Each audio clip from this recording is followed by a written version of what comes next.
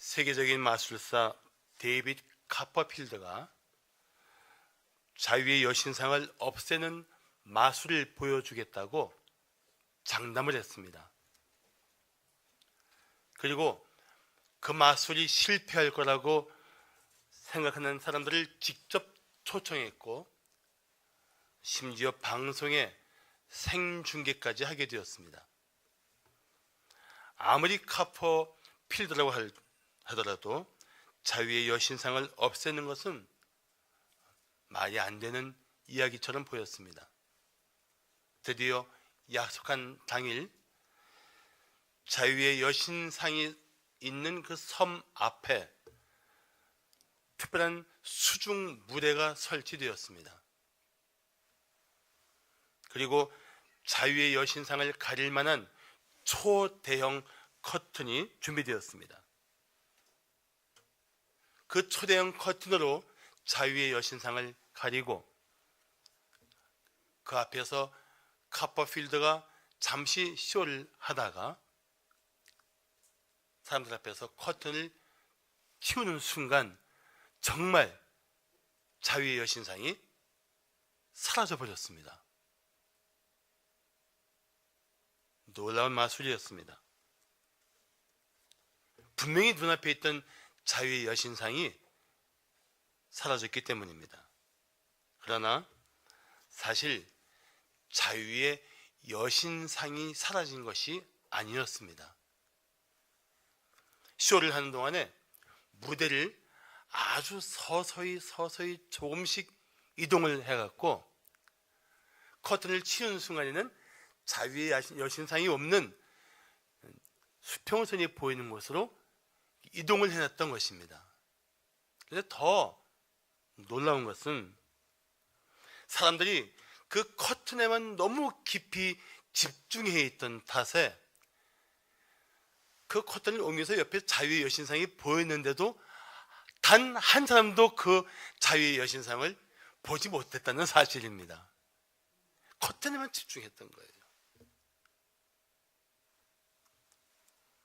그래서 멀쩡히 서 있는 자유의 여신상이 옆에 있는데도 커튼만 바라보다가 커튼이 없어지니까 야, 자유의 여신상이 없어졌다. 깜짝 놀랐던 것입니다. 어떻게 단 한 명도 보지 못했을까요? 멀쩡하게 존재하는 것도 그렇게 눈속임으로 보지 못하게 했던 것입니다. 하물며 보이지 않는 하나님을 존재하지 않는 것처럼 말하는 것은 누구나 할 수 있는 일입니다. 그러나 거짓은 진실을 볼 수 없도록 잠시 가릴 뿐이지 진실 자체를 훼손하지는 못합니다. 사람들이 믿지 않아도 하나님은 진실로 살아 계십니다. 사람들이 인정하던 인정하지 않던 하나님은 영원 전부터 영원까지 하나님이십니다. 사람들이 하나님 앞에 나오든 나오지 않던 하나님은 모든 곳에 충만하십니다.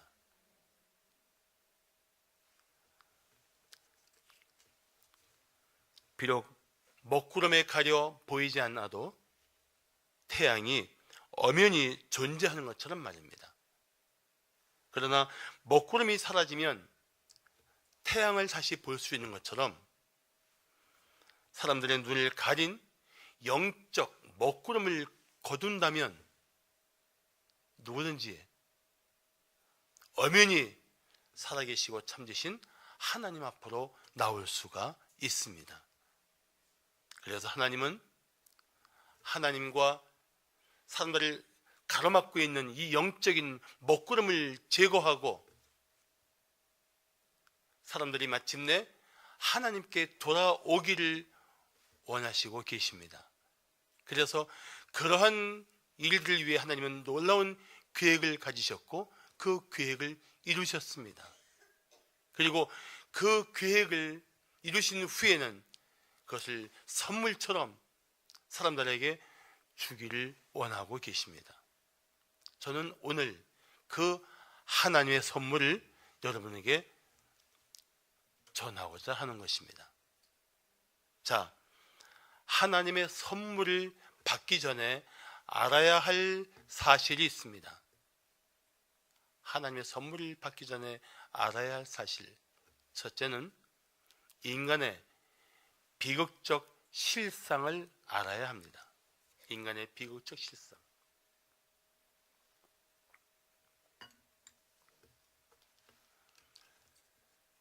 프랑스의 유명한 수학자이며 철학자인 파스칼은 그의 책 팡세에서 이런 말을 했습니다. 나는 의인이나 위인이나 성자가 존재한다는 것을 결코 믿지 않는다. 이 세상에는 단 한 종류의 사람들만이 존재한다. 그들은 죄인이다. 물론 자신이 인생의 피해자라고 생각한다든지 자신이 얼마나 끔찍한 죄인인가를 인정하지 않는 사람들에게는 별로 공감이 가지 않는 이야기일 것입니다. 그러나 자신의 실상을 깊이 성찰한 사람들에게는 고개를 끄덕일 수밖에 없는 이야기입니다. 왜 제가 하나님의 선물을 받기 전에 자신의 실상을 알아야 되는지를 말씀하는 이유가 있습니다. 자신의 실상을 알게 되면 자신은 하나님의 선물은커녕 하나님의 자비를 받을 만한 존재도 아님을 알게 되기 때문입니다. 더구나 하나님이 우리에게 주시고자 하는 그 선물은 우리같이 도저히 받을 자격이 없는 자들에게 주시는 은혜로운 선물임을 깨닫게 되기 때문입니다.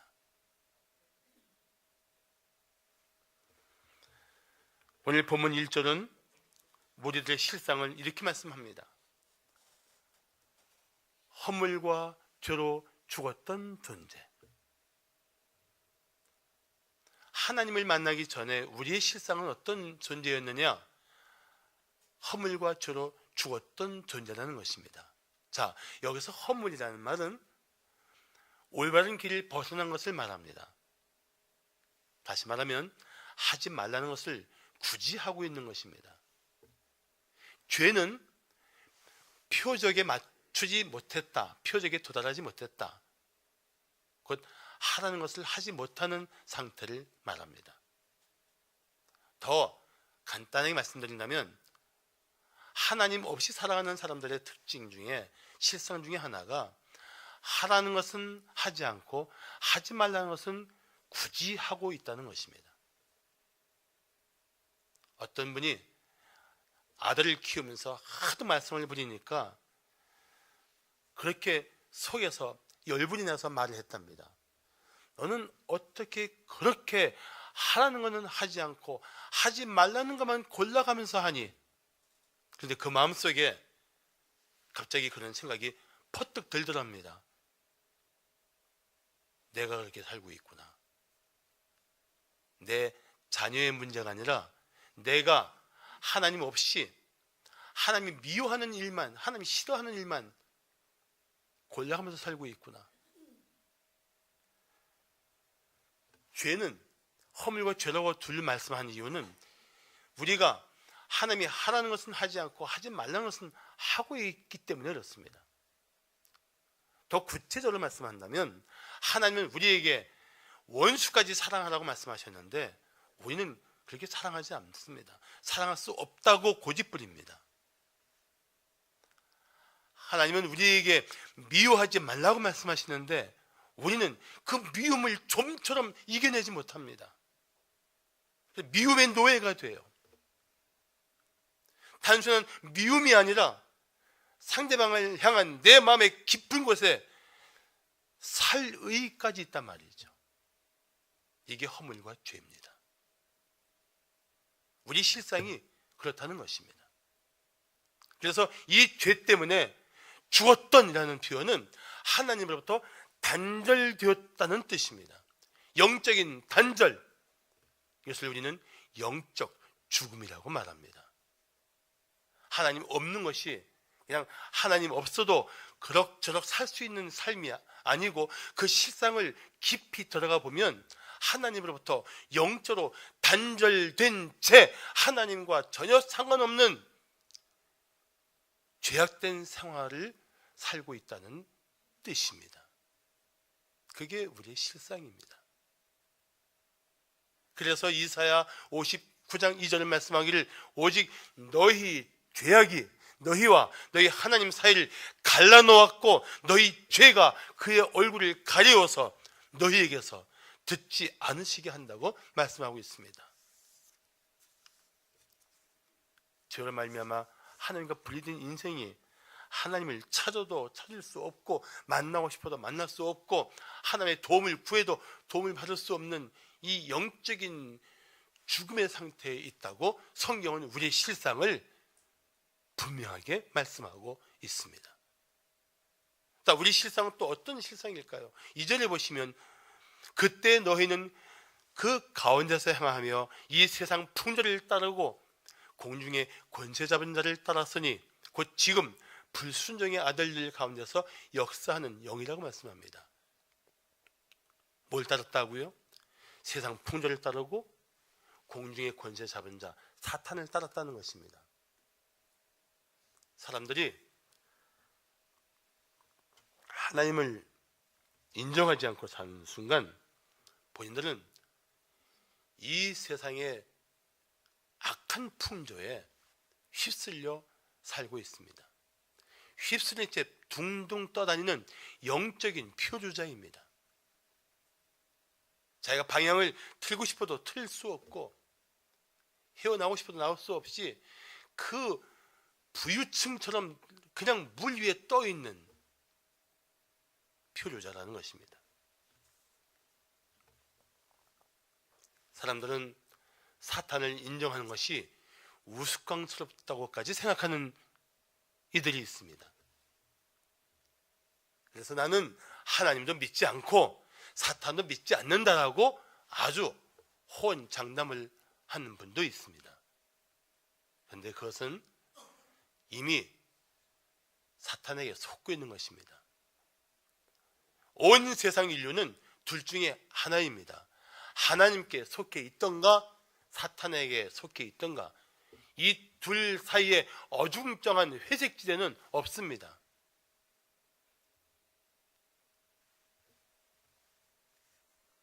하나님의 다스림을 받든지 아니면 사탄의 지배를 받든지 둘 중에 하나입니다. 내가 지금 어떤 상태에 있는가를 이제는 여러분들이 알아야 합니다. 내가 하나님 없이 세상 풍조를 따르면서 나도 모르게 사탄의 지배를 받고 있구나 라는 것을 인정하든지, 아니면 내 실상이 그렇다면 이제는 내가 하나님께 돌아와야 되겠구나라고 결단하든지, 이제는 여러분들이 마음을 정해야 합니다. 이뿐 아니라 3절은 이렇게 말씀합니다. 전에는 우리도 다 그 가운데서 우리 육체의 욕심을 따라 지내며 육체와 마음이 원하는 것을 하여 다른 이들과 같이 본질상 진노의 자녀였다. 여기 우리 삶을 자극하는, 아니 우리 삶의 결정적인 동기가 되는 것들이 나와 있습니다. 무엇입니까? 욕심을 따라 지내며 육체와 마음이 원하는 대로 살았다는 것입니다. 여기 육체는 몸을 말하는 것이 아닙니다. 우리 안에 있는 타락한 본성을 말합니다.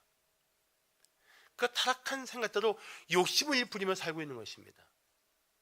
자기 마음대로 사는 것을 최상의 가치로 여기고 자기 마음대로 되는 것을 꿈꾸며 살고 있다는 것입니다. 악한 사람들을 보면서 왜 저렇게 살까? 라고 생각해 본 적이 있습니까? 오늘 3절은 이렇게 말씀하고 있는 것입니다. 저 타락한 사람이 자기 본성대로 살아서 그래. 여러분, 욕심대로 산다고 소유가 됩니까? 또 욕심대로 얻었다고 한들 거기에 진정한 만족이 있습니까? 욕심은 참 맹랑해서 마치 갈증이 날 때 짠물을 들이킨 것처럼 아무리 먹어도 갈증이 더 극심해질 뿐이지 만족이 있을 수가 없습니다. 인간의 더러운 욕심이 그런 것입니다. 더구나 자기 마음대로 되는 것을 최고의 가치로 여기는 사람들이 자기 마음대로 살고 싶어하는 이 오만방자한 삶이 자신에게도 남에게도 얼마나 큰 고통을 주고 아픔을 주고 있습니까?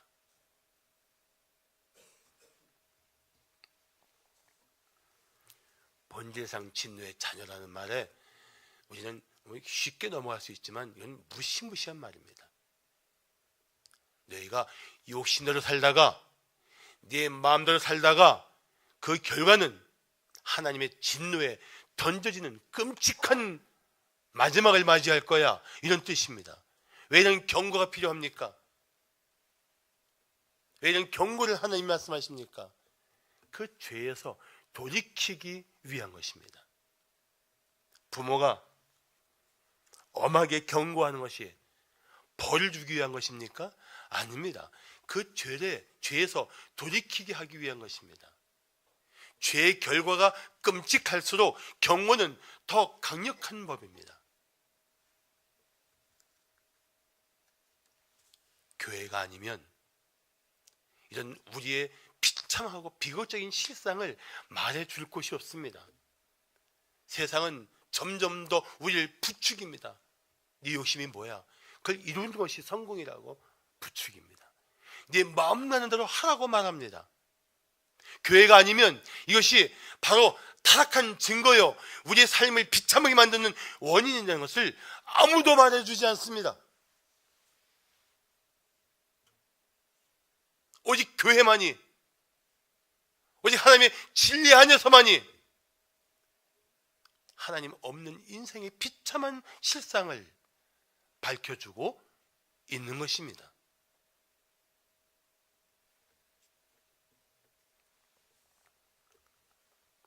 하나님 없이 사는 것, 인간의 실존, 실상이 얼마나 끔찍한 것인지를 안다면 우리는 내 삶의 현장에서 더 이상 머물러 있을 수가 없습니다. 하나님께 돌이킬 수밖에 없다는 것입니다. 자, 하나님의 선물을 받기 전에 알아야 할 사실이 있습니다. 둘째, 하나님의 엄청난 희생을 알아야 합니다. 엄청난 희생. 선물을 준비하는 사람은 대가를 지불하고 선물을 준비합니다. 내가 거저 줄 거니까 거저 가져오겠다고 남의 거 집어오면 도둑질입니다. 엄청난 대가를 지불해서 선물하는 것은 그 사랑이 엄청나기 때문입니다. 그러나 엄청난 대가를 치르며 준비한 선물을 받는 사람은 거저 받습니다. 그런 재밌는 말이 있습니다. 선물은 상대방을 위한 것이고 뇌물은 자신을 위한 것이다.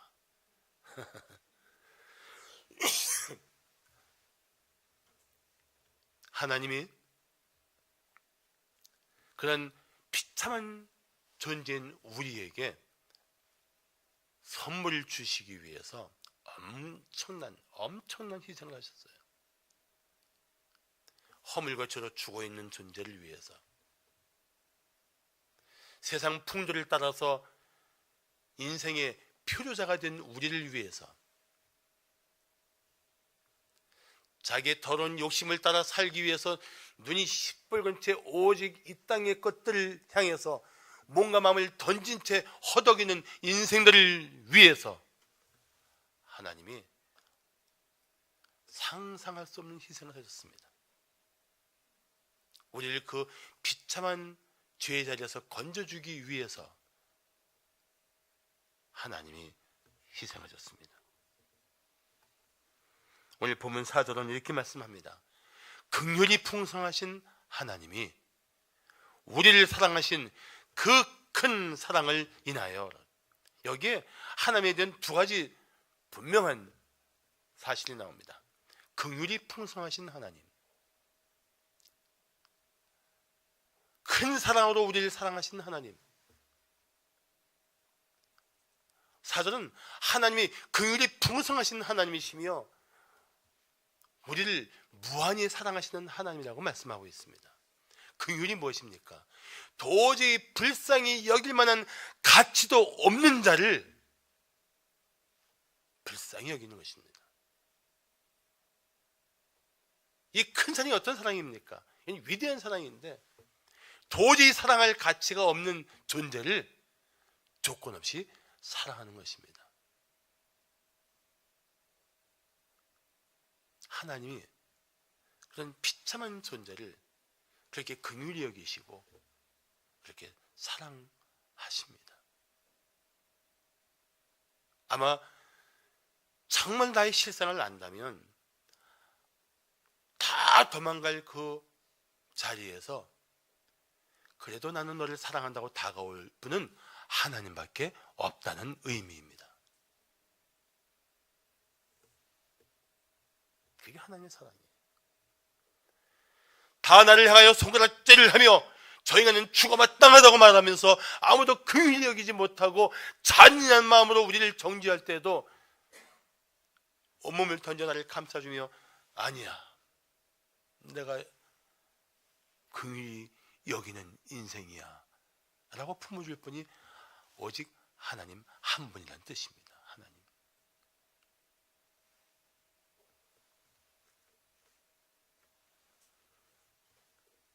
어떤 사랑일까요?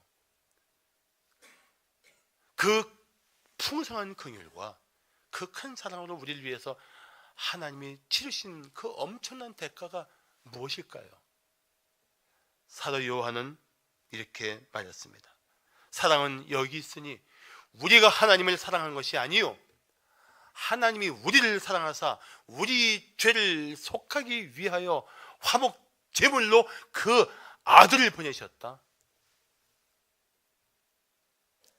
영광과 존귀와 권세와 충만하신 하나님이 비천하고 비참하기 짝이 없는 죄로 가득한 인생을 사랑해서 우리를 그 죄로부터 건져주기 위해서, 하나님과 우리를 화목하게 하기 위해서 아들 예수를 내어주셨다는 것입니다. 아들을 희생시킨 하나님의 사랑을 말씀하고 있습니다.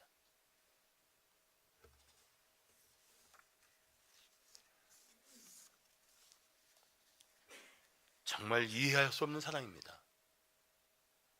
저는 목사지만 이 사랑 앞에서는 저도 아직도 그 사랑의 그 품속의 구퉁에서 놀고 있는 것 같아요. 정말 이해할 수 없는 사랑이에요. 어떻게 나 같은 걸 사랑하셨을까? 누가 죽어 마땅한 죄인을 위해서 자기 하나밖에 없는 가장 소중한 자녀를 희생하겠습니까? 누가 그러겠어요?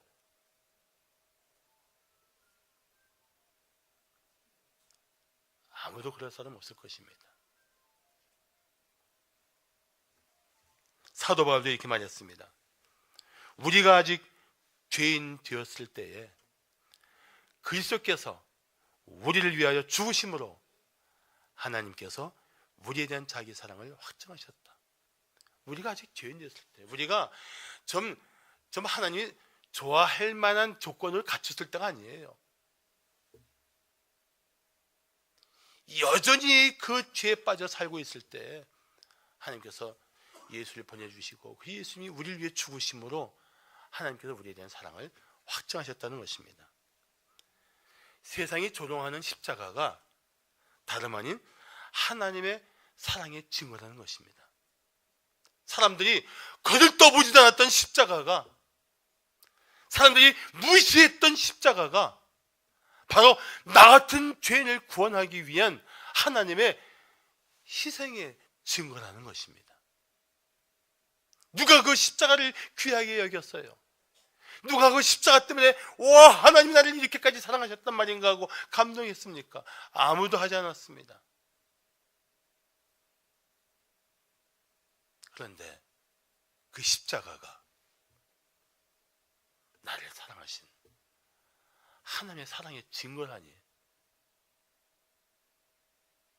우리가 무심히 보았던, 우습게 여겼던, 조롱했던, 마음에 아니 눈길조차 주지 않았던 그 십자가가 나 같은 죄인을 향한 하나님의 사랑의 증거라니, 이게 얼마나 놀라운 일입니까?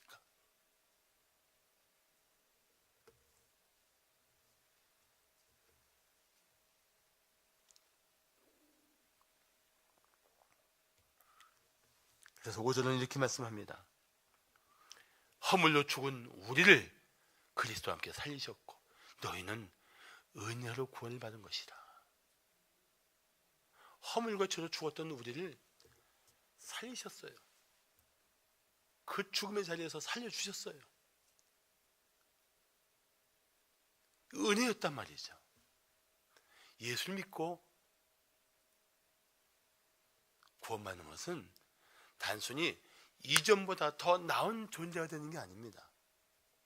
좀 남들보다 더 좀 착하고 좀 그럴듯해 보이는 삶을 말하는 것이 아닙니다. 죽었던 존재가 새 생명을 얻고 새로운 존재가 되는 것입니다.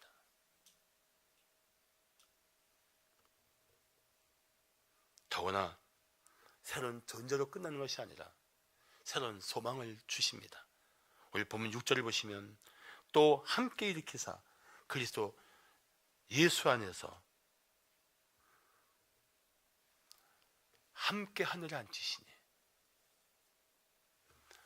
죽음에서 우리를 일으키신 후에 우리를 영원한 천국의 하나님 보좌 우편에 함께 앉히신다는 뜻이에요. 다른 말로 하면 우리가 이 땅의 생명이 끝나는 날 천국의 생명을 보장하시고 약속하신 것입니다. 죽음이 끝이 아닌 거예요. 이제는 하나님이 예수를 십자가에 내어주신 이 엄청난 희생을 통해서 우리를 죽음에서 생명을 가진 존재로 일으켜 주셨을 뿐만 아니라 천국의 소망 가운데 오늘을 살게 하셨단 말이죠. 자, 7절 한번 다 함께 보실까요? 이는 그리스도 예수 안에서 우리에게 자비하심으로써 그 은혜의 지극히 풍성함을 오는 여러 세대에 나타내게 하십니다. 무슨 말씀인지 아시겠습니까? 그리스도 예수 안에서 우리에게 베풀어 주신 이 자비가 왜 주어진 것인가? 이 은혜의 지극히 풍성함을 우리만 누리는 것이 아니고 여러 세대에 나타내려 하신 것이다. 오늘 우리 성도들이 우리 VIP를 모시고 온 이유가 바로 이것입니다. 내가 그 하나님의 은혜를 받았고 내가 그 풍성하신 자비와 긍휼을 받았는데 그 사랑, 그 자비와 긍휼을 한번 받으세요 라고 여러분들을 모시고 온 거예요. 그런데 저는 VIP를 모시고 올 때마다 느끼는 두 가지가 있습니다. 그렇게 오실 것 같이 얘기하신 분도 당일날 아침에 못 온다고 그래요. 그럼 오셨다는 것이 무엇을 의미하는 줄 아십니까? 여러분 정말 좋은 마음으로 오셨지만 그 배후에 여러분을 이 자리에 인도해 주신 하나님의 손길이 있는 것입니다. 여러분은 이미 하나님이 기뻐하시는 분들이요, 하나님이 사랑하신 분들이라는 놀라운 증거가 여러분이 이 자리에 와 계신 이유입니다. 또 하나 느끼는 게 있어요. VIP 초청하면서 참 이 세대가 얼마나 이 은혜를 거부하며 살고 있는가 하는 것입니다. 그렇다고 우리 성도들이 포기할 것 같습니까? 다음 주에 또 모시고 올 거예요. 중요한 것은 하나님이 어떤 희생을 치르시면서 여러분에게 주실 선물을 준비하셨는가를 알아야 한다는 것입니다. 마지막으로 하나님의 선물을 받기 전에 알아야 할 사실이 있습니다. 셋째, 선물의 영원한 가치를 알아야 합니다. 선물을 받으면 궁금한 게 무엇입니까? 선물이 무엇인가? 선물은 그 자체가 귀한 것입니다. 그래 가지고 이게 몇 일만짜리인데 따지는 것은 참 세상적인 방식입니다. 선물은 작아도 그것은 마음이요, 배려요, 사랑이요, 희생의 증거인 것입니다. 선물을 줄 줄도 알고 받을 줄도 알아야 돼요. 그런데 오늘 우리가 받은 선물이 무엇인가를 보시겠습니까? 자, 9절을 8절을 다 함께 봉독합니다. 8절 시작. 너희는 그 은혜에 의하여 믿음으로 말미암아 구원을 받았으니 이것은 너희에게서 난 것이 아니요 하나님의 선물이라. 아멘. 우리에게서는 도저히 나올 수 없는 것인데, 우리에게서는 결코 신용조차 할 수 없는 것인데 하나님의 선물로 덥석 안겨주신 거예요. 무엇을? 하나님이 은혜로 십자가에서 이루신 일을 믿는 자에게 주신 구원이 바로 하나님의 선물이라는 뜻입니다. 하나님의 은혜는 십자가에 다 나타났어요. 이제는 그 은혜를 믿는 자에게 하나님은 선물로 구원을 덥석 주시는 거예요. 그 구원이 어떤 구원이 아십니까? 한번 받으면 영원한 구원이에요. 하나님이 구원을 해주셨는데 사는 것 꼬락지가 하도 안 좋으니까 구원 취소 이러지 않는다는 것입니다. 오히려 구원에 합당한 삶을 살도록 도와주실 것입니다. 그래서 그 선물을 받을 때 우리는 이렇게 말하면 됩니다. 하나님, 저 같은 죄인을 구원하시려고 예수님을 십자가에 내어주신 것을 이제야 알았습니다. 제가 예수님을 이제 제 마음의 구주 주님으로 모십니다. 저를 죄와 사망의 자리에서 구원해 주옵소서. 단지 이 고백이, 이 믿음의 고백이 하나님이 우리를 위해서 내밀어 주신 그 사랑의 선물을 덥석 붙드는 결단이 되는 것입니다.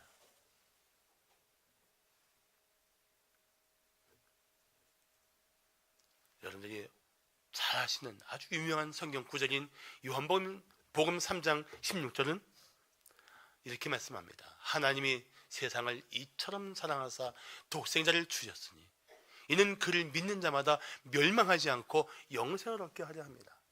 여기서 세상을 이라는 말 대신에 여러분 각자 이름을 넣어서 읽어도 내용은 똑같습니다. 자, 한번 다 함께 그렇게 한번 읽어볼까요?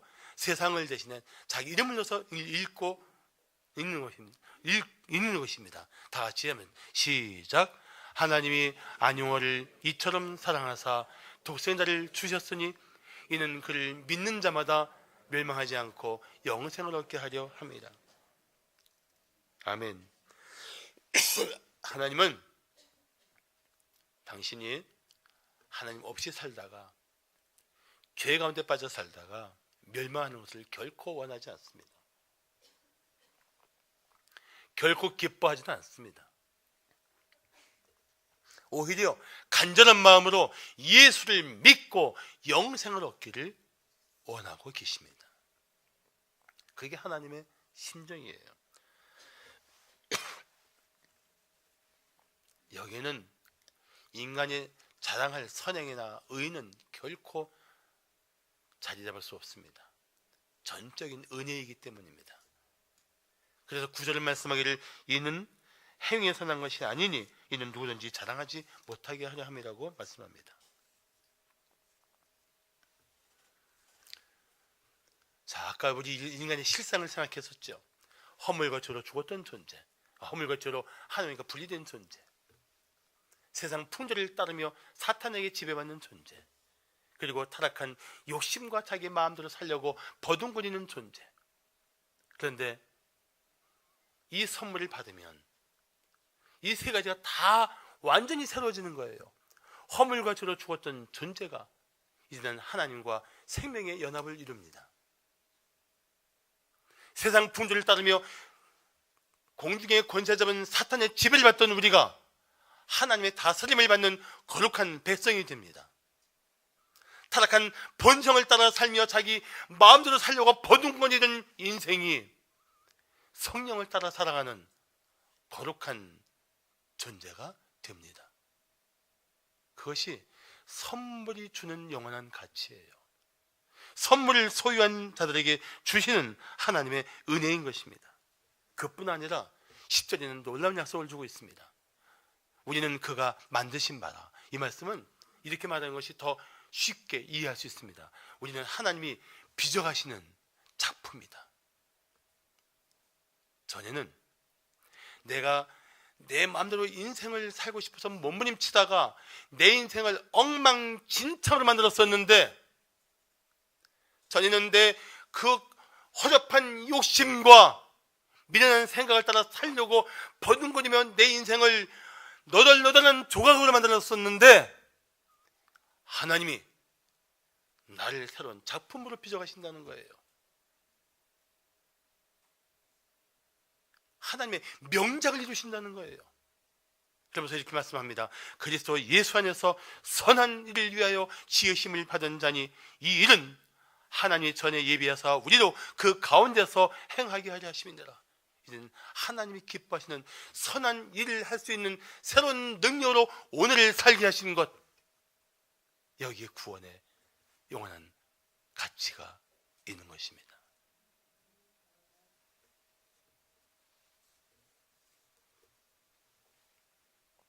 그래서 쓸모없던 인생이 가치 있는 존재가 됩니다. 이웃에게 무익했던 존재가 유익한 존재가 됩니다. 하나님 앞에 심판받아 마땅한 존재가 하나님의 이름을 높일 수 있는 존재가 됩니다. 이것이 선물을 받은 자에게 주어지는 하나님의 은혜인 것입니다. 미국의 라이언 화이트라는 13살 된 소년이 혈우병을 앓다가 수술 중에 수혈받은 것이 잘못되어서 에이즈에 감염이 되었습니다. 뜻하지 않게 죽음의 길에 들어선 이 라이언의 삶을 마침 한 기자가 취재해서 올린 것이 계기가 돼서 신문과 TV 방송을 통해서 미국 전 국민이 라이언의 이야기를 알게 되었습니다. 그래서 라이언을 불쌍히 여긴 그 당시 미국 대통령인 레이건 대통령과 팝의 황제인 마이클 잭슨, 그리고 지금은 미국의 대통령이 된 부동산의 거부 도널드 트럼프 등이 이 라이언의 병실을 찾아서 그 소년에게 여러 가지 많은 다양한 선물을 안겨주었습니다. 그러나 결국 5년 후 18살에 라이언은 숨집니다. 그런데 라이언이 죽기 전에 마지막으로 그 아버지와 나눈 대화가 미국의 크리스찬 잡지에 실렸습니다. 아버지가 말합니다. 아들, 미안하다. 이제 내게 아무것도 해줄 것이 없구나. 아빠가 더 이상 어떤 선물도 줄 수 없음을 용서해다오. 그때 라이언은 이렇게 대답합니다. 아빠, 저는 지금까지 참 수많은 선물을 받았지만 아무도 아빠가 주신 것 같은 선물을 주신 분은 없었어요. 아빠는 제가 죽어도 천국에 갈 수 있는 선물을 주셨잖아요. 바로 예수님을 소개해 주셨잖아요. 아빠 덕분에 교회 나가 예수님을 믿고 영생을 얻었잖아요. 이보다 더 위대한 선물은 제게 없어요. 그리고 라이언은 마침내 아버지 품에서 천국으로 떠납니다. 우리는 다 죽을 수밖에 없는 존재입니다. 언젠가는 앞서거니 뒤서거니 하면서 죽음 앞에 설 때가 있을 것입니다. 하나님 없이 허물과 죄로 하나님과 영적으로 단절된 상태로 살다가 심판하실 하나님 앞에 선다는 것이 얼마나 두려운 일인지 상상이나 할 수 있을까요? 하나님은 오늘 우리들에게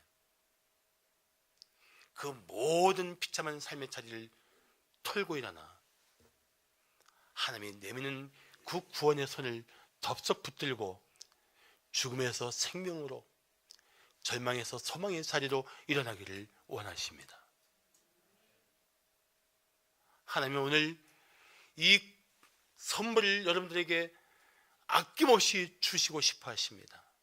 당신이 그 죽음의 자리에서 죄인이었음을 인정하고 하나님께로 돌이키기만 한다면 말입니다. 기도하시겠습니다.